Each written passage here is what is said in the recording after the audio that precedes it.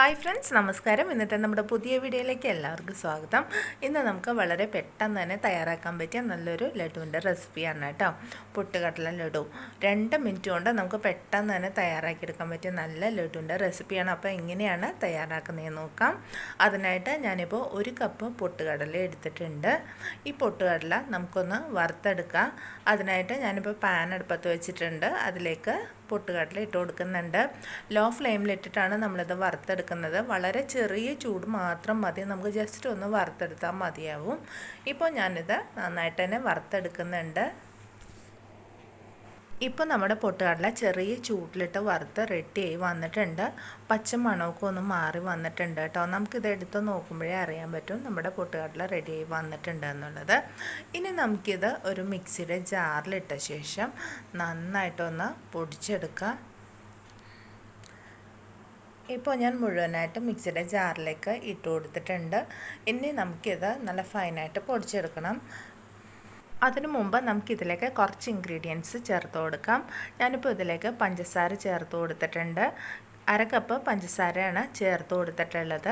ഇനി നമുക്ക് നല്ല രുചിക്കും ടേസ്റ്റിനും വേണ്ടിയിട്ട് ഇതിലേക്ക് 4 ഏലക്ക ചേർത്ത് കൊടുക്കുന്നുണ്ട്.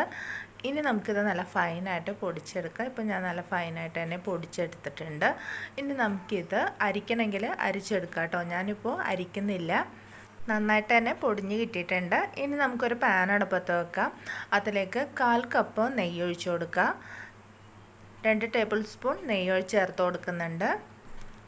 ഇനി നമുക്ക് ഈ നെയ്യ് നന്നായിട്ട് മെൽറ്റായി വരുമ്പോഴേക്കും നമുക്ക് ഇതിലേക്ക് നമ്മൾ ആദ്യമേ റെഡിയാക്കി വെച്ചിട്ടുള്ള പൊട്ടുകടലയുടെ പൗഡർ നമുക്ക് ഈ നെയ്യിലേക്ക് ചേർത്ത് കൊടുക്കാം.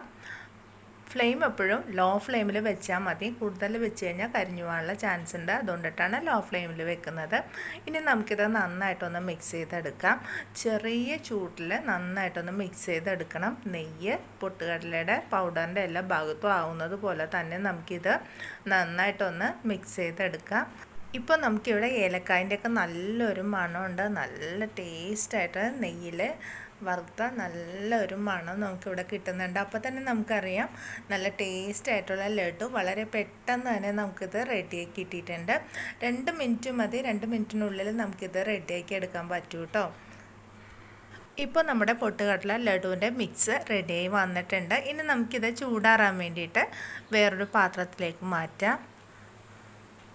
നല്ല പരന്ന പാത്രമാണെന്നുണ്ടെങ്കിൽ നമുക്ക് പെട്ടെന്ന് തന്നെ ചൂടാറി കിട്ടും. നമുക്കൊന്ന് സ്പ്രെഡ് ചെയ്ത് കൊടുത്തു കഴിഞ്ഞാൽ പെട്ടെന്ന് തന്നെ ചൂടാറി കിട്ടും കേട്ടോ.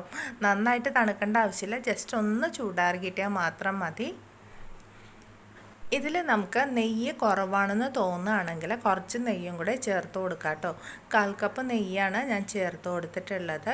ഇപ്പോൾ നമ്മുടെ പൊട്ടുകടലയുടെ മിക്സ് ചെറുതായിട്ടൊന്ന് ചൂടാറി വന്നിട്ടുണ്ട്. ആ സമയം നമുക്ക് ഇതിൽ നിന്ന് കുറച്ചെടുത്ത് ചെറിയൊരു നാരങ്ങ വലുപ്പത്തിൽ നമുക്കിത് ബോളാക്കി എടുക്കുക.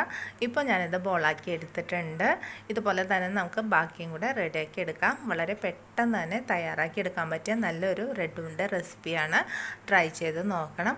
ഒപ്പം തന്നെ നമ്മുടെ ചാനൽ സബ്സ്ക്രൈബ് ചെയ്യാത്ത കൂട്ടുകാരുണ്ടെങ്കിൽ സബ്സ്ക്രൈബ് ചെയ്യാൻ മറക്കരുത്. ഒപ്പം ലൈക്ക് ചെയ്യുക, ഷെയർ ചെയ്യുക. അടുത്ത ദിവസം നല്ലൊരു റെസിപ്പിയുമായിട്ട് വീണ്ടും കാണാം. നന്ദി, നമസ്കാരം.